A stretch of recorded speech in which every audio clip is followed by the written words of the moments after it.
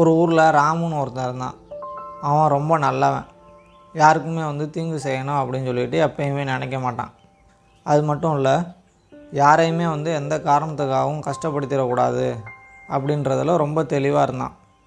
அவன் என்ன தான் இந்த மாதிரி இருந்தாலும் அவனுக்குள்ளார ஒரு கவலையும் வருத்தமும் இருந்துக்கிட்டே இருந்தது. இந்த கவலையை யார்கிட்டையாவது சொல்லி அதுக்கான தீர்வை நம்ம வாங்கணும் அப்படின்னு சொல்லிட்டு நினச்சிக்கிட்டே இருந்தான். அந்த சமயத்தில் தான் ஒரு பிரபலமான துறவியை பற்றி கேள்விப்படுறான். அந்த துறவிகிட்ட போயிட்டு நம்ம கவலையை சொன்னோம் அப்படின்னாக்க அவர் ஒரு வரம் தருவார். அந்த வரம் அப்படியே நடக்குதான் அப்படின்னு சொல்லிட்டு கேள்விப்பட்டு நேராக அந்த துறவியை பார்க்குறதுக்காக போகிறான். அந்த துறவிகிட்ட போயிட்டு, துறவியே, நான் ரொம்ப நல்லவனாக தான் இருக்கேன், யாருக்குமே தீங்கு செய்யக்கூடாது அப்படின்னு சொல்லிட்டு நினைக்கிறேன், யாரையுமே கஷ்டப்படுத்தினதே இல்லை, என்ன தான் நான் இந்த மாதிரி இருந்தாலும் எனக்கு உண்டான மதிப்பு எந்த இடத்துலையுமே நான் உணர்ந்ததே இல்லை, என்னை யாருமே மதிக்க மாட்டேங்கிறாங்க, ஏன் என்னோடய வீட்டில் கூட என்னோடய பேச்சுக்கு எந்த ஒரு மதிப்பும் கொடுக்க மாட்டேங்கிறாங்க, அது எனக்கு ரொம்ப வருத்தமாக இருக்குது அப்படின்னு சொல்லிட்டு அந்த துறவிகிட்ட சொன்னான்.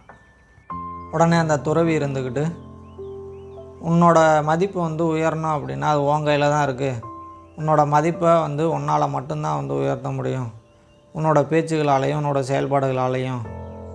உன்னோட மதிப்பை அதிகரிக்க நான் ஒரு 6 விஷயம் சொல்கிறேன், அந்த 6 விஷயத்தை மட்டும் உன்னோட வாழ்க்கையில் கடைப்பிடிச்சிட்டு வா அப்படின்னு சொல்லிட்டு ஒன்று ஒன்றா சொல்ல ஆரம்பித்தார். முதல் விஷயம், முடியாது அப்படின்னு சொல்கிறதுக்கு எப்பயுமே தயங்காத. நீ ஏதாவது ஒரு முக்கியமான வேலை பார்த்துட்ருக்கப்ப, இல்லை உனக்கு யாராவது ஒரு முக்கியமான வேலை கொடுத்துருப்பாங்க. அந்த சமயத்தில் உன்னோட நண்பர்களாக இருக்கட்டும், இல்லை உனக்கு நெருக்கமான ஒருத்தராக இருக்கட்டும் உன்னைய கூப்பிட்றப்ப நீ உடனே போயிடக்கூடாது. அந்த வேலையை முடிச்சுட்டு தான் நீ போகணும். அந்த வேலையை பாதியிலே விட்டுட்டு போனா அப்படின்னாக்க நீ உன்னோட மதிப்பை கம்மி பண்ணிக்கிறதா அர்த்தம். நாம் அவங்க கூப்பிட்டு போகலை அப்படின்னா அவங்க என்ன நினைப்பாங்க அப்படின்னு சொல்லிட்டு பார்த்தோம் அப்படின்னாக்க, நீ முடியாது அப்படின்ற வார்த்தையை எங்கேயுமே பயன்படுத்த முடியாது. நீ ஒரு கஷ்டமான சூழ்நிலையில் கூட நீ முடியாது அப்படின்னு சொல்கிறதுக்கு உனக்கு வராது. அதே சமயம் அவங்களுக்குள்ளார எப்போ கூப்பிட்டாலும் அவன் வருவான், அவனுக்கு எந்த ஒரு வேலையும் இல்லை அப்படின்ற எண்ணம் தான் உருவாகும். அதனால் எப்பயுமே அதை நம்ம பண்ணவே கூடாது. ரெண்டாவது விஷயம், யாரையுமே வரம்பு மீற அனுமதிக்கக்கூடாது. உன்னோட நண்பர்களாக இருக்கட்டும், இல்லை உனக்கு நெருக்கமானவங்களாக இருக்கட்டும், உன்னைய கேலி கிண்டல் செய்கிறப்ப நீ அமைதியாகவே இருக்கக்கூடாது. அதுக்குன்னு உன்னைய கோவப்பட்டு அவங்கள திட்டுற சொல்லலை. அதே சமயம் உனக்கான வரம்பு என்ன அப்படின்றத அவங்களுக்கு புரிய வச்சிடணும். அப்படி இல்லை அப்படின்னாக்க ஒரு 3வது ஆள் உன்னை இழிவுபடுத்துகிறப்ப கூட நீ அந்த இடத்துல அமைதியாக தான் இருப்ப. அது உன்னை குற்றவாளி ஆக்கிரும். எல்லா சமயத்துலேயும் அமைதியாக இருக்கிறது நல்லதில்லை.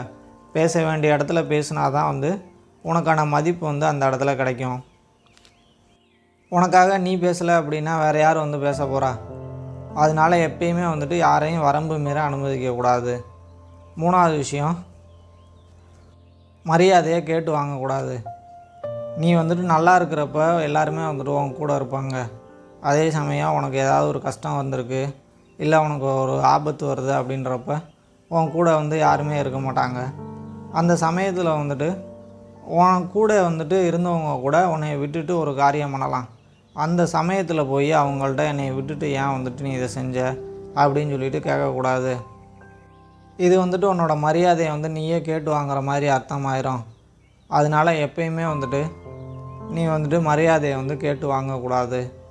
4வது விஷயம், கவனமாக பேசணும். உங்கள்கிட்ட யாராவது உதவி கேட்குறாங்க அப்படின்னாக்க உடனே சரி அப்படின்னு சொல்லிட்டு வாக்கு கொடுத்துட்றது. அந்த மாதிரி நீ வாக்கு கொடுத்த அவங்களுக்கு நல்லவனாக இருக்கணும் அப்படின்னு நினச்ச அப்படின்னாக்க, நீ ஏதோ ஒரு சூழ்நிலையில் அந்த வாக்கை காப்பாற்ற முடியல அப்படின்னா அவங்க அந்த சூழ்நிலையை பார்க்க மாட்டாங்க. செய்ய முடியாது அப்படின்னா ஏன் அதை நான் செய்கிறேன் அப்படின்னு சொல்லணும் அப்படின்னு சொல்லிட்டு உன்னோட மதிப்பு தான் அந்த இடத்துல குறையும். அதே சமயம் நீ உண்மையை மட்டும்தான் பேசணும். நீ அந்த சூழ்நிலையில் அவங்க கஷ்டப்படக்கூடாது அப்படிங்கிறதுக்காக சமாளிக்கிறதுக்காக ஏதாவது ஒரு பொய் சொன்ன அப்படின்னாக்க அது பின்னாடி தெரிய வந்துச்சு அப்படின்னா உன் மேலே ஒரு தவறான எண்ணத்தை தான் அவங்களுக்கு ஏற்படுத்தும். அதனால் எப்பயுமே நீ உண்மையை மட்டும்தான் பேசணும். 5வது, கனிவாக பேசுகிறது. மனசில் நான் வந்து எதையுமே வச்சுக்க மாட்டேன், எதாக இருந்தாலும் வந்து நேருக்கு நேராக சொல்லிடுவேன் அப்படின்னு சொல்லிட்டு நம்ம மூஞ்சுக்கு நேராகவே வந்துட்டு நம்ம ஒரு விஷயத்த சொன்னோம் அப்படின்னா அது வந்து அவங்களுக்கு வந்துட்டு கஷ்டத்தை தான் கொடுக்கும். நம்ம வந்துட்டு மனசில் எதுவுமே வச்சுக்காமல் நேருக்கு நேராக வந்து சொல்கிறதுல எந்த ஒரு தப்பும் இல்லை. சொல்ல வர்றதையே வந்துட்டு கொஞ்சம் கனிவாக அவங்களுக்கு புரிகிற மாதிரி வந்து நம்ம பேசணும். அப்போ தான் வந்துட்டு உங்கள் மேலே இருக்கிற ஒரு அபிப்பிராயம் வந்து அவங்களுக்கு வந்து அதிகரிக்கும். நம்ம வந்துட்டு நேருக்கு நேராக வந்துட்டு மூஞ்சில் அடித்த மாதிரி சொல்லிட்டோம் அப்படின்னா உங்கள் மேலே இருக்கிற அபிப்பிராயம் வந்து அவங்களுக்கு வந்துட்டு அந்தளவுக்கு இருக்காது. அதுவே உன்னோட மதிப்பை வந்துட்டு குறைக்கும். கடைசியாக வந்துட்டு முக்கியமானது உன்னோட வறுமையிலேருந்து வெளியில் வர்றது. இந்த உலகமே வந்து பணத்தால் தான் இயங்குது, பணம் தான் வந்து வாழ்க்கையே தீர்மானிக்குது அப்படின்ற ஒரு காலகட்டத்தில் வந்து இப்போ வாழ்ந்துகிட்ருக்கோம். அதனால் வந்துட்டு உன்னோட வறுமையிலேருந்து முதல்ல நீ வெளியில் வரணும். பணம் சம்பாதிக்கணும் அப்படிங்கிறதுக்காக எப்படி வேணால் சம்பாதிக்கணும் அப்படின்னு சொல்லலை. நேர் வழியில் பணம் சம்பாதிக்கிறதுக்கு எவ்வளவோ வழிகள் இருக்குது. அதனால் வந்துட்டு அதை தேர்ந்தெடுத்து நீ வந்துட்டு உன்னோட வறுமையிலேருந்து முதல்ல வெளியில் வரணும். அது வந்து உன்னோட மதிப்பை வந்துட்டு அதிகரிக்கும். இந்த 6 விஷயங்களை மட்டும் உன்னோட வாழ்க்கையில் வந்து கடைப்பிடிச்சிக்கிட்டு வா, உன்னோட மதிப்பு வந்துட்டு கண்டிப்பாக வந்து உயரும் அப்படின்னு சொல்லிவிட்டு அந்த துறவி வந்து அவன்கிட்ட சொன்னார். இப்போ இது எல்லாத்தையுமே வந்து ரொம்ப கவனமாக கேட்டு, துறவியே நீங்கள் சொன்னதை வந்து நான் கடைப்பிடிக்கிறேன் வாழ்க்கையில் அப்படின்னு சொல்லிவிட்டு அவரை வணங்கிட்டு அங்கேருந்து கிளம்பி போனான். நம்மளோட வாழ்க்கையிலையும் வந்துட்டு எல்லாருமே வந்து நம்மளை மதிக்கணும், நம்ம பேச்சுக்கு வந்துட்டு எல்லாருமே மதிப்பு கொடுக்கணும் அப்படின்னு தான் நினைப்போம். இந்த துறவி சொன்ன மாதிரி இது எல்லாமே வந்துட்டு நம்மளோட கையில் தான் இருக்குது. நம்மளோட பேச்சாலையும் நம்மளோட செயல்பாட்டாலையும் தான் நம்மளோட மதிப்பை வந்துட்டு உயர்த்த முடியும். அதனால் நம்ம வந்துட்டு இந்த 6 விஷயத்தையும் நம்மளோட வாழ்க்கையில் வந்துட்டு கடைப்பிடிப்போம். நம்ம அடுத்த கட்ட ஒரு முன்னேற்றத்துக்கு போவோம் அப்படின்னு சொல்லிட்டு இந்த கதையை நான் முடிச்சுக்கிறேன். அடுத்த ஒரு நல்ல கதையில் பார்க்கலாம். நம்ம சேனலை சப்ஸ்கிரைப் பண்ணாதவங்க மறக்காமல் சப்ஸ்கிரைப் பண்ணிக்கோங்க. நன்றி, வணக்கம்.